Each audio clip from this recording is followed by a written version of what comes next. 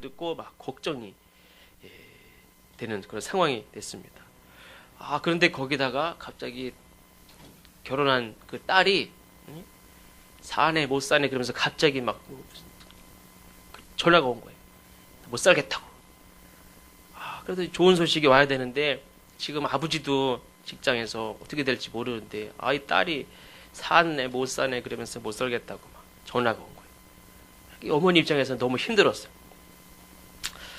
그런데 또 부모님을 모시고 사는데 부모님이 그래도 이렇게 별로 말씀 안 하시던 부모님인데 몸이 안 좋아서 이렇게 검사를 해보니까 입원을 해서 어떻게 수술을 해야 될 상황이 되는 거예요. 요새 많으시니까 수술을 해야 될지 아니면 그냥 말아야 될지. 근데 사실 당신도 사실은 몸이 안 좋은데 이걸 말을 꺼낼 상황이 안 되는 거예요. 남편도 이렇게 생겼지 어머니가 지금 몸이 안 좋으니까 내가 어디 아프다고 말을 못해요. 제가 지난번에도 말씀드린 대로 강화에 그 바로 위에 그 공무원 퇴직을 하신 분이 계신데 그분이 이제 농사를 짓고 그 어머니 아버지는 94살, 96살 할머니가 근데 그 이제 퇴직하신 아들이 이제 70 넘어서 이제 70 한 2살 좀 되셨는데 그 며느리도 70이 거의 다 되신 분인데 그냥 안 아픈 데가 없어요. 당뇨에 몸도 이제 무겁기도 하시고 막 했는데 그 할머니 할아버지 96살 할아버지는 아주 쨍쨍해. 이 할아버지 94살 할아버지가 2살 아래신데 이 할아버지는 매일 오전 10시 차 타고 광화 읍내 나가서 그냥 노인정 같은 데서 쉐컨 재밌게 놀다가 윷놀이도 하다가 오후 4시 차로 들어오시는 분이에요. 그리고 밭에 일도 하고 새벽에 밭에 일하고 할머니도 곰방대 긴 거 곰방대 가지고 매일 담배도 피우시는데 젊은 사람도 담배 때문에 죽는 사람이 그렇게 많은데 이 할머니는 평생 담배 피우는데도 94살 됐는데도 건강해. 그리고 매일 새벽에 나와서 일하고 그리고 오면 근데 이 70 넘으신 이 아들 며느리 이 부인이 사실 이분이 안 아픈 데가 없어요. 근데 할머니가 계시니까 아프다 말을 못해. 어디가 입원을 할 수 있나 어디가 링거를 맞고 가서 좀 몇 시간 누워 있을 수가 있나 이 할머니 할아버지를 다 모시고 사니까 너무 그렇다고 그 할머니 할아버지들이 못되게 하는 분들은 아니지만 내가 아픈 걸 아프다고 말을 못하니까 그게 더 힘든 거예요. 근데 이분도 너무 힘든 거예요. 자기도 아픈데 아프다고 말을 꺼낼 수가 없어요. 그래서 자녀들이나 평안하면 좋은데 이 딸도 못 살겠다고 전화 오고 이럴 때 어떻게 해야 되겠습니까? 이럴 때 어떻게 할까요?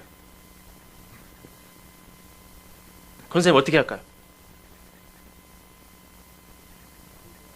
그냥 견뎌요. 견디면 어떻게 견뎌야 될까요? 근데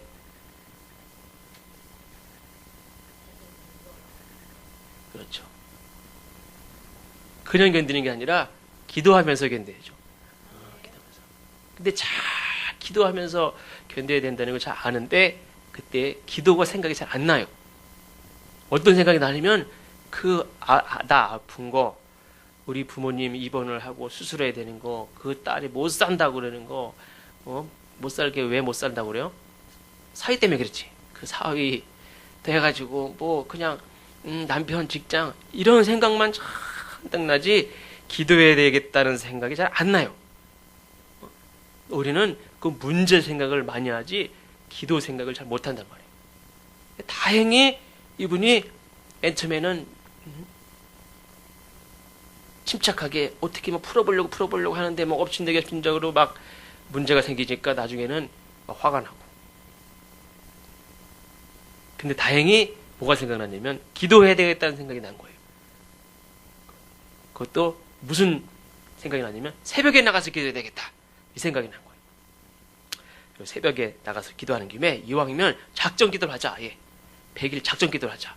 그렇게 하고 매일매일 새벽 예배도 빠지지 않기로 작정을 하고 집에 있어봤자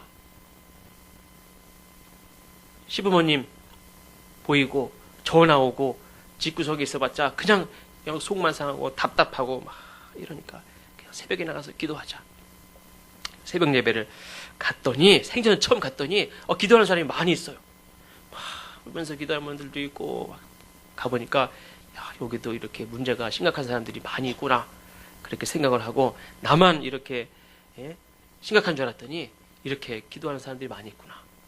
그래 기도를 이제 계속 매일 기도를 하고 있는데 어느 날 비가 오는데 이분은 비가 와도 가야 돼. 가서 새벽에 가보니까 사람이 반으로 확 줄었어요.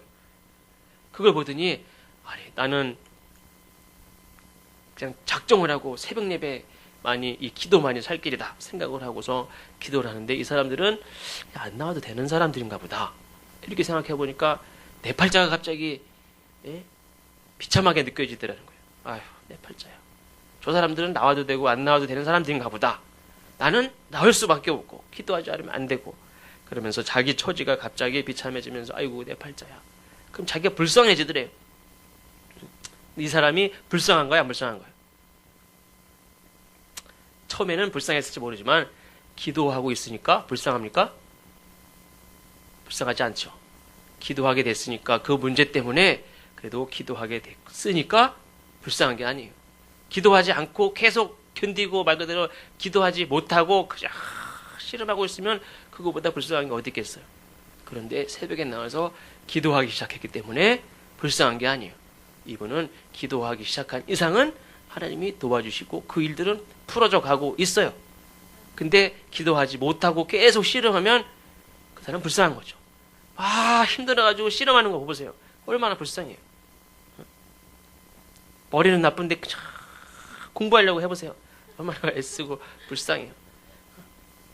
우리 세희가 그래도 열심히 공부를 해요. 그래도 저를 닮아서 그런지 머리가 그렇게 잘 안 따라주는 것 같아. 엄마를 닮았으면 좀 머리가 좋았을 텐데 남자들은 조금 딸려요. 그래서 항상 여자들에게 당해요. 이렇게 뭐라고 논리적으로도 좀 딸려요. 그리고 빠릿빠릿하지 못하니까 시키면은 그냥 거의 우리 둘을 시켜요. 여자들은 그냥 놀고. 그래서 무슨 이렇게 대안을 제시하거나 이렇게 대응을 하기 이전에 벌써 우리는 하고 있어요. 이렇게. 근데 그래도 하려고 공부하려고 애쓸 때 불쌍하잖아요.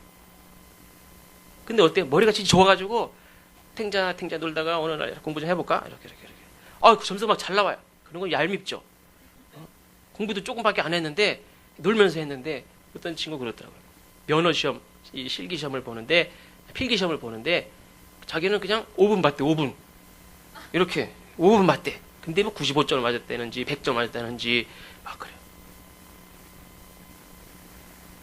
박지원이라고 해서 박지원이라고. 그래서 저런 놈은 무슨 그렇게 그 면허 시험 문제집이 얼마나 두꺼워요. 그거를 5분 보고서 95점 맞았으면 너 자식아 너 공부를 그렇게 했으면 너 벌써 서울대학을 갔겠다. 근데 대학은 저쪽에 갔어요. 그러니까 머리는 좋은데 공부를 안 하는 거예요. 그런 건 얄미운. 5분 하고서는 만약에 100점 맞고 95점 맞고 지난번에도 얘기했죠. 공부 잘하는 사람은 하나 틀리고 하나 틀렸어. 근데 공부 못하는 사람은 아싸 많이 맞았는 줄 알았더니 하나 맞았어요. 왜 그러냐 봤더니 찍었는데 하나 맞았어요. 근데 안 되는데 애쓰고 그냥 불쌍해. 근데 그냥 그렇게 쓰고 그러면 참 불쌍해. 하나님 없이 하나님께 얘기하지 않고 기도하지 않고 그냥 몸부림치면서 사는 걸 볼 때는 불쌍한 거예요. 하나님을 모르고 기도하지 못하고 하나님을 알지 못하고 그렇게 열심히 사는 모습, 어려운 일을 버티면서 몸부림치면서 그렇게 사는 모습을 볼 때 얼마나 불쌍해. 격려해주고 싶어도 그걸 넘어서서 사실 하나님을 의지하면서 믿음으로 신앙으로 살면 참 좋을 텐데 그냥 버티는 거예요. 그것보다 안쓰러운 게 없는 거예요. 주일 예배만 드리는 사람이든 새벽마다 나와서 기도를 하는 사람이든 많은 사람들의 관심은 어디에 있냐면 늘 문제 해결에 있어요. 어려운 문제가 닥치면 그때서야 기도를 해요. 미리 기도를 했으면 참 좋았을 텐데 문제가 터지고 난 다음에 기도를 하려니까 울부짖고 기도하고 병들어서 죽기 전에 기도했으면은 막 울부짖고 기도합니까? 하나님, 우리 자녀에게, 수정이에게, 수빈이에게 건강을 주십시오. 건강을 주셔서 감사합니다. 이런 기도를 할 텐데 병들어서 기도하면 그게 기도가 이렇게 됩니까? 막 살려달라고 기도를 해요. 그러니까 기도를 미리 하면 참 좋은 거예요. 근데 보통 문제가 생긴 다음에 기도를 하니까 기도를 막 부르짖으면서 울면서 기도 안 할 것도 나중에 울면서 기도를 해요. 문제가 닥치면 그때서야 간절하게 기도하고 매달리면서 기도하고 그러다가 문제가 딱 사라지면 언제 그랬냐는 듯이 기도를 딱 멈춰요. 우리가 운동하는 선생님 꼭 운동하셔야 됩니다. 의사 선생님이 운동하려면 약 먹는 것도 중요하지만 운동해야 됩니다. 그래 안 그러면 죽습니다. 그러면은 아마 운동할 거예요. 매일매일 운동하고. 근데 건강하다고 딱 생각이 드는 순간 운동을 딱 멈춘단 말이에요. 저희 어머니가 지지난 중가에 머리가 이쪽에가 이렇게 시원하대. MRI 찍어보니까 한쪽이 뇌가 이렇게 죽어가고 있어요. 이렇게 죽어. 그러니까 이게 자꾸 이렇게 건망증도 심해지고 연세가 드시니까 다 그런가 봐요. 근데 이쪽이 막 이렇게 아프기도 하고 이게 이렇게 뼈에 바람 든 것 같이 시원한 것 같이 이렇게 그런 식으로 이렇게 막 안 좋대. 근데 그 다음날 동선병원에 가서 전에는 뭐 이렇게 몇 군데 했는데 온몸에 침을 다 맞고 그 다음날 괜찮을까 안 괜찮을까요? 괜찮으니까 그 다음에 가까이 안 갈까요? 일주일에 몇 번씩 며칠에 한 번씩 꼭 꾸준히 계속 나와야 됩니다. 분명히 얘기했는데 그 다음날 괜찮아요. 살 것 같으니까 안 간다는 거예요. 병원을 또. 그러니까 어른들이나 애들도 마찬가지지만 의사 선생님이 하라고 그랬습니다. 해야 돼요. 오늘 왜 안 나오셨는지 모르겠네. 오늘 작정하고 얘기를 하려고 그랬더니 옆에 사람들 얘기를 하면 자식이 얘기를 해도 자식 얘기라도 들을 때 들어야 돼요. 병원에서 오라고 했으면 가야지. 오늘 그냥 살만하다고 안 가요 또. 나중에 아이고 그때 가는 거예요. 그때. 그러면 됩니까? 안 되죠. 오라고 그랬을 때 가서 미리미리 다니고 해야죠.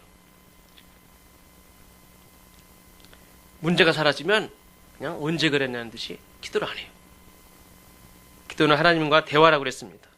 그러니까 우리는 근데 나에게 문제가 되는 일이 생기지 않으면 하나님께 말을 안 걸어요. 지난주에 말씀드린 대로 하나님은 우리를 향해서 말을 걸어오시는 분이라고 그랬어요. 그런데 우리는 하나님하고 대화는 생각조차도 못하고 우리는 어디에만 관심이 있느냐? 내 문제 해결에만 관심이 이렇게 집중되어 있단 말이에요. 돈 잃어버린 거. 돈 잃어버렸어요. 돈 잃어버렸어. 하나님 찾아주세요. 건강을 잃어버렸을 때 하나님 건강, 하나님 건강. 내 건강, 아플 때, 뭐 필요한 거 있을 때 그때만 하나님을 찾는 거예요. 제가 이제 고등학교 때부터 자취를 했어요. 자취를 하고 하숙을 하고 기숙사 다니고 그래서 계속 이제 살았어요. 자취를 오래 하면은 뭐 요리를 많이 할 수 있을 것 같지만 딱 할 수 있는 거는 그냥 라면 끓여 먹는 거, 김치찌개 해 먹는 거, 그 두 가지인데 자취를 오래 하다 보니까 이제 부모님하고 이제 오래 떨어져서 살잖아요. 근데 부모님은 어떻게 사나 궁금하고 고등학교 때는 뭐 핸드폰이 있던 시절도 아니니까 공중전화에서 전화라도 좀 자주 해서 어떻게 하고 있다 얘기를 하면 좋겠는데 소식이 없어요. 자취하는 학생이면 집에 전화가 있습니까? 제가 전화 안 하면 어떻게 사는지 아무도 몰라요. 그러니까 밑반찬 같은 거를 이렇게 만들어 가지고 이제 와가지고 냉장고에 제일 조그만 냉장고에 다 넣어놓고 이제 아까 했던 얘기 다시 해야 되겠는데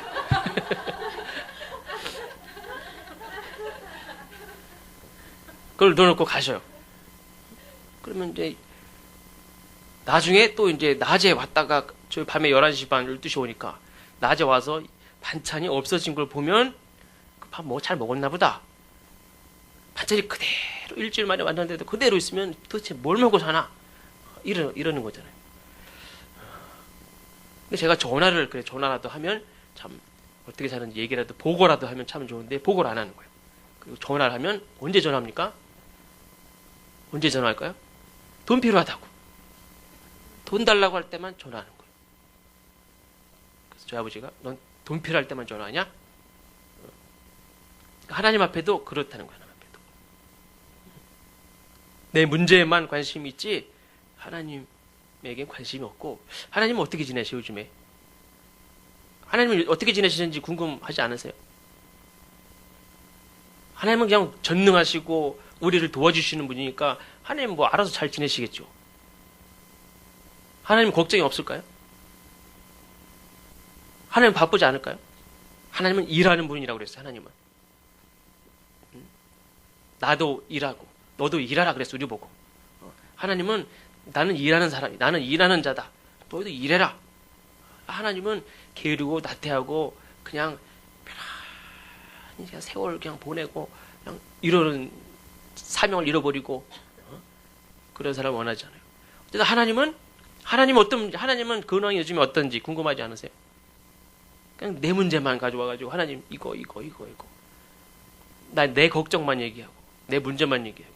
하나님은 요즘 뭐 걱정하시는지, 하나님은 요즘에 무슨 일로 바쁘신지 하나님께 물어볼 수도 있잖아요. 그러니까 우리는 하나님하고 대화는 생각도 못하고 하나님은 요즘에 어떻게 지내시는지 상관 안 하고 우리는 다 내 문제에만 관심이 집중되어 있다는 거예요. 그래서 내 문제를 하나님이 해결해 주실 수 있는가 없는가, 해결해 주시면 하나님이 말을 좀 길게 해도 좀 얘기 오래 할 용의가 있어요. 목사님이 설교를 길게 해도 그냥 들어줄 만해. 내 문제를 해결해 주신다면, 내 문제를 해결해 주실 의지도 없다고 생각한다면 전화를 탁 끊듯이 됐어요, 이제 끊으세요 이제. 그리고 끊어버린단 말이에요. 지난 수요일 날 저희 우리 6살 하영이가 자기도 침대 사달라 자꾸 얘기를 해가지고 이 벙커 침대 사달라고 2층 침대 사달라. 맨 처음에는 새 침대 위에다가 똑같은 침대를 올려놓으면은 2층 침대 아니냐. 그래서 말은 맞는데 그럼 누가 밑에서 누가 자냐? 거기 좁을까? 좁지 당연히. 어떻게 자냐? 그러면은 이 벙커 침대를 사달라는 거야. 그래 찾아보니까 너무 비싸요. 그래가지고 생각난 게 제 친구가 저 경상북도 문경세제 아주 시골에 거기서 이제 수공예로 하는 그 가구를 만들어요. 그래서 홈페이지에 알려줘가지고 들어가 봤더니 너무 고급스러워요. 가격대가 너무 비싸요. 그래도 친구니까 좀 싸게 해줄까. 그리고 이제 통화를 좀 하고 이따가 통화하자. 수요일날 저녁 예배 다 끝났는데 전화가 왔어요. 이따가 집에 들어가서 통화하자. 집에 들어가서 전화를 했더니 한참 얘기를 해요. 내가 내 혼자 하는 게 아니라 내가 일을 하면 내 직원들도 있으니까 같이 해야 되니까 내가 일방적으로 혼자 탁 싸게는 하기는 어렵고 얘기하는 순간에 결정이 났습니까? 안 났습니까? 결정이 났어요. 안 산다. 마음속 결정이 났습니다. 물어봤더니 가격대를 얘기해주고 어쩌고 얘기를 했는데 이미 제 마음속에는 결정이 났어요. 그래 안 산다. 못 산다. 그래 알았어. 그리고서 끊으려고 딱 그러니까 이 친구가 너 정말 끊으려고 그러는 거야? 그러는 거예요. 그게 아니라 그게 나 유물론자야. 초등학교 친구, 중학교 친구예요. 결혼식 때도 왔던 친구예요. 나 유물론자인데 너 목사잖아. 나 유물론자인데 나하고 얘기 안 해? 제가 이제 전에 야 너 교회 다녀야지. 너 고등학교 때 초등학교 때까지 교회 열심히 잘 다니더니 너 부모님도 다 교회 잘 다니시는데 왜 안 다니냐?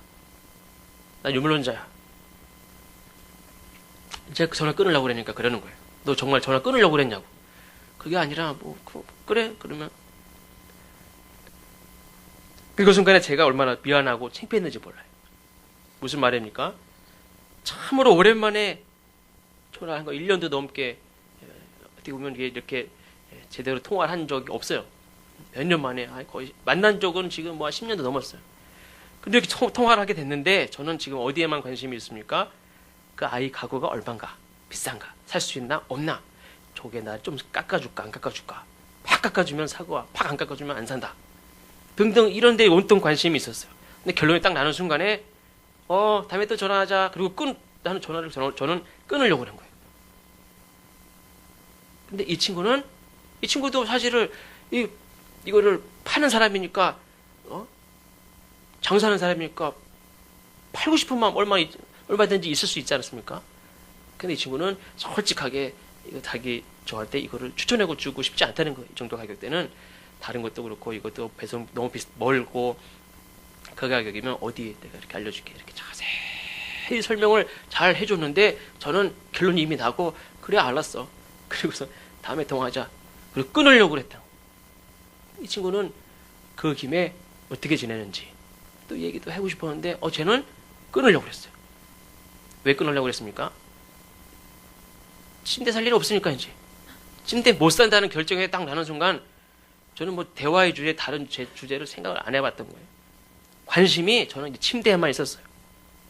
이 친구는 내가 좋은 침대를 잘 살 수, 꼭 이거 아니더라도 좋은 침대를 살 수 있도록 많은 정보를 제공하고 더불어서 얘기를 더 하고 싶었는데 저는 딱 끊으려고 그랬던 거예요. 저는 이번 주 설교를 준비하면서 제 자신이 이 친구에게도 그랬고 제 가족에게도 그랬고 하나님께도 그런 사람이었구나 하는 것을 깨달았어요. 내 관심이 문제 해결에만 있지 하나님께 있지 않았다는 거예요. 가족에게도 마찬가지예요. 우리 아내에게도 마찬가지죠. 예를 들면 아내의 역할, 사모의 역할 이런 데만 관심이 있었지 저 사람에게는 관심이 점점 사라지고 없어지고 있구나 하는 거를 알게 된 거예요. 결혼하기 이전에는 저 사람에게만 관심이 있었어요. 아버지가 누군지, 아버지가 어떤 사업을 하고 있는지 이게 중요합니까? 물론 이제 어른들은 그것까지 다 보시지만 원래 이렇게 딱 연애하는 사람은 그 사람만 중요하지 그 사람 집안이 어떤 집안인지 부모님은 어떤 일을 하고 계신지 이거는 별로 중요하지 않아요. 형제가 어떻게 되는지 맞은가? 맞으면 안 되지. 이거는 어른들이 생각하는 거지 연애하는 사람들이 너 맞이야? 그럼 안 되는데 이렇게 합니까? 그렇지 않아요. 그냥 그 사람 자체에 대해서 생각한단 말이에요. 근데 결혼하기 전에는 그 사람 자체만 생각을 했는데 결혼하고 아이를 낳고 목회를 하다 보니까 그 역할에 대해서만 관심이 점점 더 많아지는 거예요. 그 사람 자체에 대한 관심은 점점 사라지고 남편도 마찬가지죠. 거꾸로 아내가 중요합니까? 아내 역할 잘하느냐 못하느냐 그게 중요합니까? 남편도 마찬가지죠. 남편 자체가 중요합니까? 남편이 일을 잘하느냐 돈을 많이 벌어오느냐 그게 중요합니까? 그것도 중요하지만 그 사람 자체가 더 중요하죠. 자녀에 대해서도 마찬가지죠. 공부를 잘하느냐 못하느냐 실력이 있느냐 그게 중요합니까? 내 자녀라는 것 자체가 더 그게 중요한 거죠. 성적표를 100점을 맞아가지고 들어오면 좋고 성적표 내놔. 성적표 내일 준대. 밝히고 싶지 않아요. 그러면 우리 관심이 어디 있습니까? 성적표에. 그 사람 자체가 중요한 거죠. 학교를 잘 갔다 오고 학교를 재밌게 잘 갔다 오고 자녀가 즐거워하고 있으면 그게 좋은 거지 성적표가 중요합니까? 우리는 하나님께 문제 때문에 기도하는지 아니면 늘 이렇게 기도하는지 그러나 이제 문제 때문에 하나님을 찾게 됐더라도 어떤 의미로는 다행인 거예요. 앞에도 말씀드린 대로 문제 때문에 왜 그러냐면 하나님을 만날 수 있기 때문에 하나님이 얼마나 좋은 분인지를 알게 되는 계기가 되기 때문에 문제 때문에 기도를 하게 됐더라도 다행인 거예요. 기도하게 됐다면 다행인 거예요. 근데 하나님은 우리에게 무엇이 필요한지 이미 다 알고 계시다. 이렇게 예수님은 말씀하셨어요.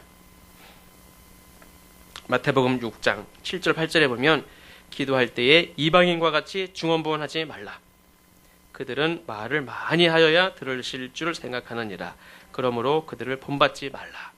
구하기 전에 너희에게 있어야 할 것을 하나님 너희 아버지께서 아시느니라. 아멘. 우리에게 필요한 것을 이미 다 알고 계시다는 거예요. 심지어는 하나님은 우리가 하나님을 부르기 전에 대답하고 내가 말을 다 마치기도 전에 이미 다 알아듣는 분이다 그랬어요. 이사야 65장 24절입니다. 그들이 부르기 전에 내가 응답하겠고 그들이 말을 마치기 전에 내가 들을 것이며 그랬습니다. 우리에게 무엇이 필요한지 우리가 입을 열어서 부르기도 전에 대답할 준비가 다 되어 있고 기도를 마치기도 전에 이미 우리가 무엇이 필요한지도 다 알아듣는 분임에도 불구하고 뭐라고 말씀하셨느냐? 구하라 그래서 구하라. 하나님 내가 뭘 필요한지 이미 다 알고 계시고 이미 준비까지 다 해놨어요. 그런데 어떻게 하라고요? 구하라는 거, 구하라고. 필요하면 달라고 말을 해야 주신다는 거예요. 구하라. 그러면서 너희가 얻지 못하면 구하지 아니하기 때문이요 그랬습니다. 하나님은 뭐가 필요한지도 알고 다 준비가 되어 있지만 안 주시는 이유가 있는데 뭐냐면 달라고 안 해서 안 주시는 거예요. 그러니까 하나님은 필요하다고 달라고 하는 자에게 주신다는 거예요. 하나님이 누굴 도와준다고 그랬습니까? 열심히 하는 사람을 도와주는 거예요. 제가 지난번에 말씀드린 대로 장학금도 공부를 열심히 하는 사람에게 도와주는 거지 단지 공부를 잘한다고 주는 게 아니에요. 그 공부 잘해가지고 옷 다 써먹을지 어떻게 알아요? 그 뜻이 중요한 거지. 열심히 하면서 그 뜻, 내가 장학금을 받지만 내가 이 장학금을 내가 100배로 1000배로 사회에 저도 갚겠습니다 하는 사람에게 장학금을 줘서 도와주는 거지, 단지 머리부터가 도와주면 그놈이 가서 무슨 짓을 할지 어떻게 알아요? 장학금 아무 데나 주는 게 아니에요. 공부 못해도 뜻이 있는 사람, 이거는 그냥 막 도와줘서라도 과외를 붙여서라도 도와줘야 돼. 뜻이 좋으니까. 그럼 머리가 안 따라가. 그럼 과외라도 붙여서 공부를, 이런 사람은, 좋은 뜻을 가진 사람은 공부를 잘 하게 도와줘가지고 훌륭한 사람이 되게 해야 돼요. 좋은 뜻이 있으니까. 근데 머리는 좋은데 아주 생각하는 게 아주 나빠. 이런 건 그냥 도와줄 필요 없어요. 도와주려면 그냥 좀 붙들어 놓고 상담해야 돼. 돈이 필요한 사람이 아니에요, 이런 사람들은. 그래서 구하라. 너희가 얻지 못하면 구하지 아니하기 때문이요. 우리가 열심히 하며 구하는 자에게 하나님이 주시고, 하늘은 스스로 돕는 자를 돕는다고 그랬어요. 아, 못해. 그런 사람은 뭐로 도와줘요? 안 되는 거 알면서도 애쓰고 막 해보려고 하는 자가 불쌍하잖아요. 거기다가 하나님 앞에 기도해요. 그런 거를 들어주는 거지, 그냥 불쌍하다고 들어주는 것보다도 하나님 앞에 구해야 하나님은 주신다는 거예요. 이미 하나님은 나에게 뭐가 필요한지 너무나 다 잘 알고 있음에도 불구하고 구해야 주신다. 오늘 말씀에도 35절에 보니까 하나님은 이미 이스라엘을 향한 계획이 있는데 뭐냐면 에덴 동산과 같이 회복시킬 계획이 이미 있어요. 지금은 어떤 상황이냐면 나라가 망했어요. 나라가 다 망해가지고 나라가 폐허가 됐어요. 그 예루살렘 성에 그냥 수십만 명의 사람들이 그냥 우글우글거리고 장사를 하고 활기가 넘치던 그 성 안에 사람이 하나, 성이 다 무너지고 폐허가 되고 연기가 나고 사람 시체가 널려 있고 사람이 죽어서 장사를 잘 땅에 묻히는 것만도 감사한 거예요. 나라가 이렇게 전쟁이 나고 사람이 막 죽고 그러면 시체를 묻지도 못해요. 3일 동안 무슨 가족이 다 모여서 곡을 하고 묻습니까? 무슨 예배를 드립니까? 갖다 묻지도 못하는데. 그러니까 3일 장례를 치르면서 기도하고 예배를 드리면서 가족이 다 모여서 장례 치를 수 있는 것만 해도 감사한 거예요. 근데 지금 예루살렘 성이 그 상황이 아니에요. 폐허가 됐어요. 근데 하나님의 계획은 뭐냐면 에덴 동산과 같이 다시 회복시킬 계획이 있다는 거예요. 그럼 하나님 그냥 하시면 되잖아요. 근데 그냥 하시지 않는다는 거예요. 어떻게 해야 하나님이 그 계획을 36절에 보니까 나 여호와가 말하였으니 이루리라. 하나님이 이루실라는 의지도 있고 계획도 있어요. 그러나 중요한 것은 그럼에도 불구하고 그래도 이스라엘 족속이 이같이 자기들에게 이루어주기를 내게 구하여야 할지라. 37절 말씀이죠. 하나님이 계획도 있고 내가 이룰 것이다. 하나님의 의지도 이미 있지만 그래도 이스라엘 족속이 이같이 하나님이 뜻대로 하나님이 계획하신 대로 이루어 주십시오. 그렇게 구하여야 그렇게 하신다는 거예요. 구하지 않으면 하나님이 이루어 주시지 않아요. 이미 우리에게 무엇이 필요한지, 우리가 지금 어떤 어려운 문제에 고통을 당하고 있는지, 더 나아가서 하나님이 이미 우리를 향한 계획도 있고 의지가 있음에도 불구하고 하나님 그것을 이루어 주십시오. 구해야 한다는 거예요. 이유는 그래야 그 모든 것을 이루어 주신 분이 하나님이구나 하는 것을 알게 되기 때문에. 그러니까 하나님은 문제 해결 자체에 관심 있는 게 아니에요. 그 문제는 하나님에게 있어서는 아무것도 아니에요. 그 계기를 통해서 저 백성들이 하나님이 어떤 분이라는 것을 알게 되기를 원하는 거예요. 우리가 선물을 누구한테 줄 때 선물만 냉큼 받고 끝. 그러면 선물을 뭐 하러 줍니까? 내 마음이 담긴 거죠.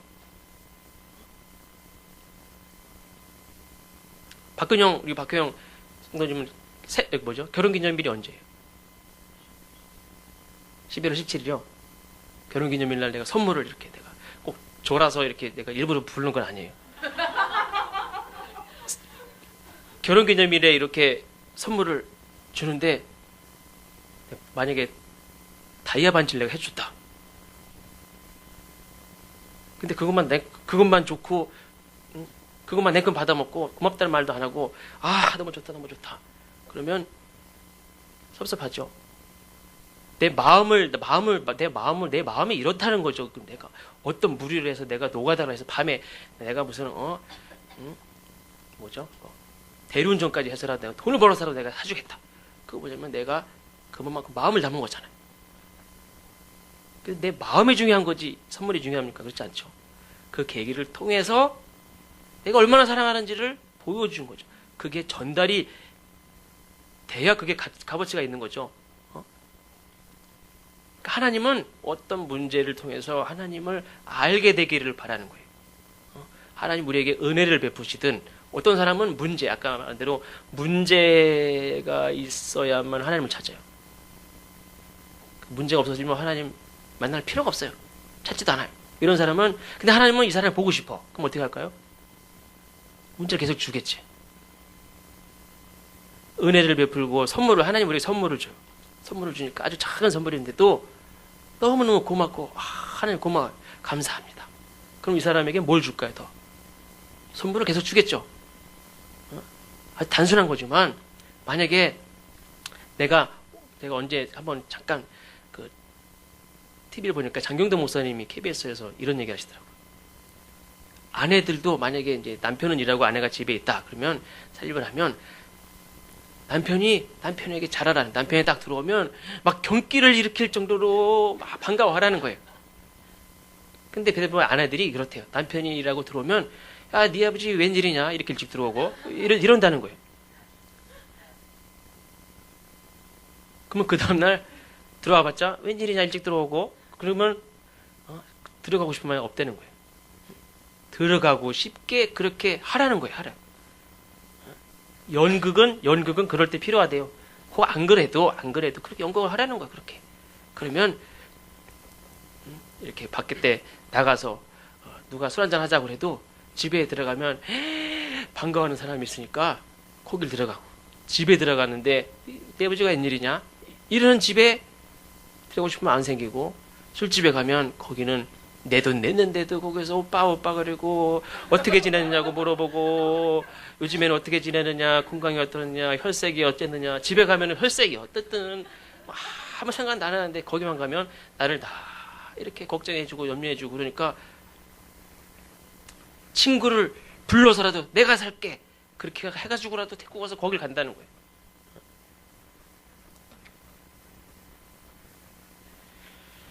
이거는 원고에 없는 얘기인데 그래서 우리가 하나님 앞에 이렇게 구해야 된다는 거죠. 이유는 하나님이 어떤 분인가를 알게 되는 그런 계기가 된다는 거예요.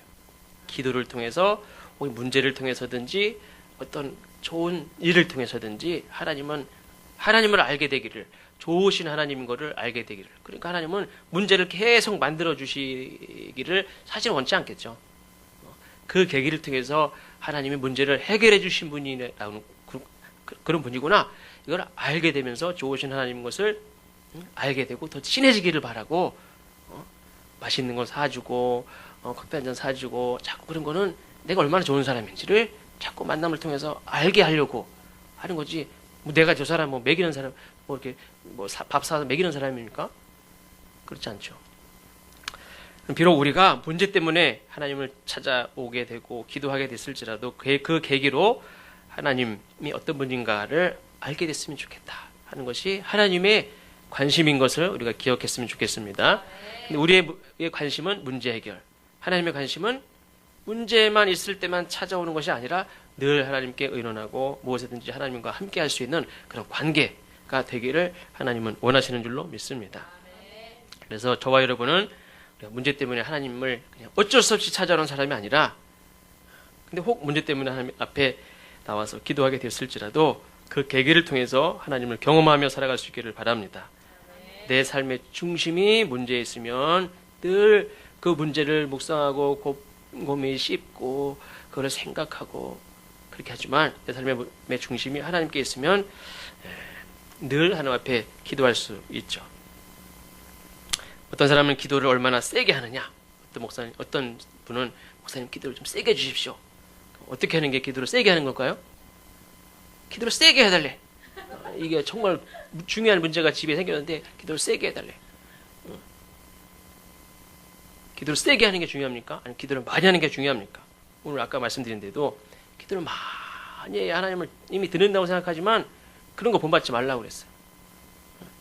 뭐가 정말 필요한지 딱 정말 지난번 새벽 예배 때도 말씀드렸지만 솔로몬에게 하나님이 뭐가 필요한지 얘기해봐라. 그랬을 때 우리는 막상 나한테 뭐가 제일 중요한가를 잘 몰라요. 그러니까 이 솔로몬은 가장 중요한 게 뭔지를 알았어요. 그러니까 그게 제일 중요하죠. 그래서 우리가 기도를 얼마나 세게 하느냐, 많이 하느냐, 그게 중요한 게 아니라 하나님 앞에 정말 구할 것을 구하고 또 특별히 성령 안에서 구하는 것이 참 중요합니다. 에베소서 6장 18절 말씀에 모든 기도와 간구를 하되, 얼마든지 하나님 앞에 기도할 수 있습니다. 구할 수 있습니다. 그런데 항상 성령 안에서 기도하라 그랬어요. 성령 안에서 기도하라. 성령 안에서 기도한다는 것은 하나님의 뜻과 내 뜻이 맞는 거예요. 이렇게. 아까 같이 내 문제에만 그냥 관심이 있어서 내 문제에만 이렇게 해결하려고 거기에만 한 게 아니라 내 문제를 하나님 어떻게 생각하시나를 서로 이해는 같이 그렇게 하면서 그걸 구하는 거예요. 내가 하고 싶은 방법만 얘기하지 말고 하나님은 이 문제를 어떻게 생각하실까? 하나님은 어떻게 생각하셔? 이렇게 물으면서 그거를 구하는 거예요. 여기 성남 유기성 목사님 목회하시는 선한목재교회 아시죠? 거기도 이제 교인들이 거의 10,000명쯤 돼요. 근데 그 많은 교인들이 그 교회를 오니까 그 주일날에는 지금 이 시간에 그 근처에 얼마나 많은 차들이 골목 차가 얼마나 많은지 몰라요. 전쟁이 전쟁. 난리죠, 난리. 주차장이 모자라요. 근데 거기가 이제 유성 목사님 목회하시기 전에 교회를 이렇게 지을 때 빚이 많았어요. 지금도 어마어마하게 많아요. 근데 빚이 많은데 교인들이 너무 많아지고 그러니까 주차장을 확보를 해야 되는데 주차장을 어떻게 할 것인가? 주차장을 어떻게 확보할 것인가? 를 놓고 기도 제목을 가지고 기도하는 거예요. 기획회의도 열고 회의를 하고. 근데 그 기도할 때에 주차장을 어떻게 하면 확보할 수 있을 것인가? 이 제목을 맨 처음에는 가지고 기도를 했는데 하면서 하나님 주신 생각은 그 기도 제목조차를 그 기도 제목은 누구의 기도 제목입니까? 내 기도 제목. 나는 지금 어디에 관심이 있습니까? 주차장을 어떻게 확보할 수 있을까? 교회 옆에 다 있겠죠. 대충 생각해야죠. 저 집 다 주택가니까 저 집 세 집 네 집을 좀 사서 이만큼 넓히면 차가 몇 대 들어갈 텐데 여기에 교회 앞에 주차장이 있는데 거기에 주차 타워를 세워야 될 것인가? 그러면 교회 경관이 확 가려요. 거기가 언덕 있어서 교회가 다 보이는데 거기 주차 타워를 네모난 거 생겼다고 생각해 보세요. 주차장은 해결될지 모르지만 경관이 완전히 망가지죠. 그러면 옆에 주택들을 몇 개를 사면 얼마큼 넓어지고 그 돈이 얼마고 거기다가 차 몇 대 들어가고 어떻게 주차장을 확보할 것인가? 이건 내 문제. 그거를 놓고 기도하는데 그걸 아예 내려놓고 기도하는 거 있지. 주차장을 어떻게 하면 확보할 것인가? 주차장을 몇 층으로 어떻게 지어야 몇 대를 이렇게 수용할 것인가? 맨 처음에는 이걸 고민했는데 그거 자체를 내려놓고 기도하는 거예요. 왜 그러냐면 그건 내 기도 제목이니까. 하나님의 뜻은 어디 있나? 이거를 물어보기 위해서 그거를 딱 내려놓고 없던 걸로 하고 주차장 자체를 놓고 기도하는 거예요. 이 근방에 많은 사람들이 아주 민원을 이 교회가 정말 좋은 교회니까 민원은 제기를 하지 않지만 너무 불편한 걸 사실 알아요. 그때 그걸 다 내려놓고 이제 기도를 하니까 하나님이 어떤 답을 주시냐면 주차장을 확보하지 말고 교회 그 만여 명 되는 교인들이 차를 안 가지고 오는 대중교통을 이용하는 쪽으로다가 이렇게 홍보를 하고 그런 쪽으로 방법을 차를 줄이는 거예요. 오히려 자기 자가용들을 줄여서 지하철을 이용하고 버스를 이용하고 이렇게 합승을 해서 오고 이렇게 그래서 교인들끼리 같이 오거나 아니면은 대중교통을 이용하는 거예요. 만여 명 되는 사람들이 다 대중교통을 이용해 본다고 생각해 보세요. 1부, 2부, 3부, 4부, 5부, 6부, 7부 다 나눠가지고 대중교통을 이용하면 그 지역사회에도 좋은 거고 근데 만약에 그 만여 명이 끝까지 우겨가지고 난 차 타고 올 거야. 그래가지고서 차 그냥 막 동네에다가 다 들이대고 어차피 뭐 예배 드리는 거 하니까 그리고서 막 골목골목에 차 들이대놓고서 그냥 예배만 난 예배 드리는 것만 중요하고 그렇게 다 그냥 다 해보십시오.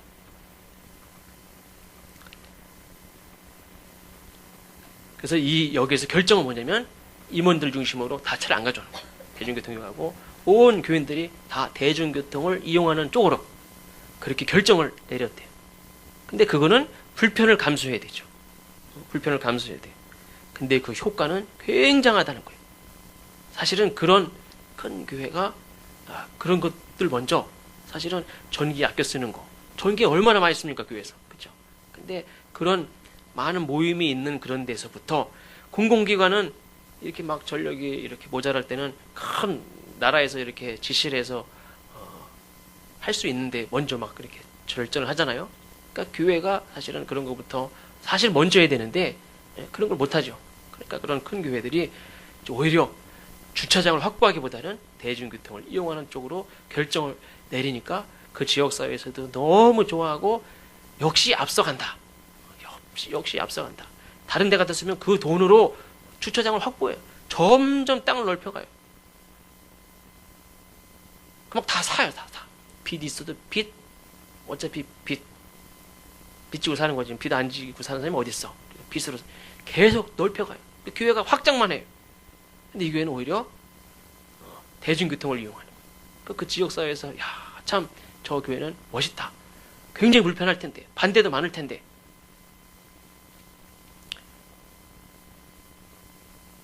불편을 감수하는 일이지만 불편을 감수하지 않고 나는 불편을 하나도 감수하지 않아요. 그러면서 기도해. 하나님 주차장 짓게 해주십시오. 짓게 해주실 줄로 믿습니다. 한 1000대 들어갈 수 있는 주차장 확보해 주실 줄로 믿습니다. 그러면 하나님이 세게 하고 많이 하고 그 교인들 10,000명이 막 금식하고 매달리면 하나님이 주차장 한 10,000명 들어간 주차장에 확 주실까요? 하나님 그걸 기뻐하시지 않죠. 그 교인들이 불편하지만 다 대중교통을 이용하는 법으로 인해서 우리가 점점 땅만 넓혀가는 교회가 아니라 그 지역에도 불편을 해소시키고 우리도 대중교통을 이용하고 나라에서 하는 게 뭐예요? 맨날 대중교통 이용합시다. 그걸 솔선수범하고 하지 않습니까? 자기만을 위한 게 아니라 그 지역에 그거를 이용해주고 그 많은 사람이 그걸 이용해주는 것 자체가 경제가 얼마나 없습니까? 그러면 다 활성화가 되고 작은 거지만 어떤 교회 가니까 그래요. 음식 남기지 않는 게 선교하는 겁니다. 그래서 어디 갖다 주는 것만 선교가 아니라 내가 먹는 거 음식 쓰레기 버리지 않는 것만으로도 그게 선교라는 거예요. 우리 나는 불편을 감수하지 않으면서 막 기도만 세게 한다고 목숨 걸고 기도한다고 하나님이 그걸 들어주시느냐? 그렇지 않죠. 나는 배부르게 나는 편하게 살면서 나는 달라고 욕심만 더 부린다고 주시는 게 아니에요. 불편해도 결국 모든 사람을 유익하게 하고 그것이 하나님의 뜻이라면 과감하게 우리는 사실은 불편을 감수해야 돼요. 불편을 감수하지 않는 우리가 사실은 우리 종이컵 대신 불편해도 우리가 자기 컵을 써야 돼요. 사실 저는 그랬으면 좋겠는데 불편한 분들이 계실 것 같아가지고 아직 말을 못 꺼내는데 자기 컵 가지고 자기 차 마실 분들은 자기 차 마시고 그리고 이렇게 헹궈가지고 딱 엎어놓을 때만 있으면 되잖아요. 그러면 종이컵 안 쓸 수 있어요. 종이컵 한 장 종이컵 하나 10원, 20원도 안 갈 것 같은데 그거 그렇게 생각할지 모르지만 사실 우리가 불편을 감수하지 않는 것 때문에 우리가 돈 낭비하는 게 사실 너무 많아요. 나는 불편을 감수하지 않으면서 또 그냥 열심히 있어가지고 기도는 막 세게. 그럼 세상 사람들이 볼 때 그게 배기 싫은 거예요. 그게. 우리가 문제 때문만이 아니라 항상 성령 안에서 하나님의 뜻이 뭔지 주차장을 주시기만을 구하는 게 아니라 하나님의 뜻이 뭔지를 우리가 먼저 묻고 그게 성령 안에서 기도한다는 거예요. 그래서 하나님의 뜻이라면 내가 불편하더라도 우리 모든 사람들이 그래 불편을 감수합시다. 근데 왜 그러냐면 이게 더 좋으니까 하나님의 뜻이고 모든 사람 유익하는 게 하는 거고 나만 우리 교회만 불편을 조금 감수하면 모든 사람이 좋지 않습니까? 그게 하나님의 뜻이라면 내 것만 내 문제에만 매달려가지고 기도하는 게 아니라 서로에게 유익하게 하고 아까도 말씀드렸죠. 에베소서 6장 18절 말씀 마지막에도 이를 위하여 깨어 구하기를 항상 힘쓰며 여러 성도를 위하여 구하라. 내 문제만 구하는 게 아니라 성도를 서로 돌아보는 것도 중요하고 이웃을 돌아보는 것도 참 중요합니다. 기도하겠습니다.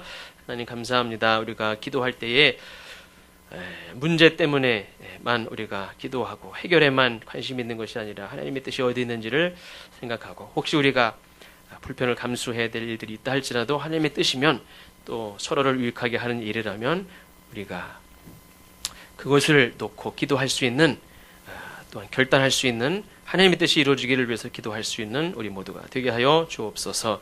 예수님의 이름으로 감사하며 간절히 기도하옵나이다. 아멘.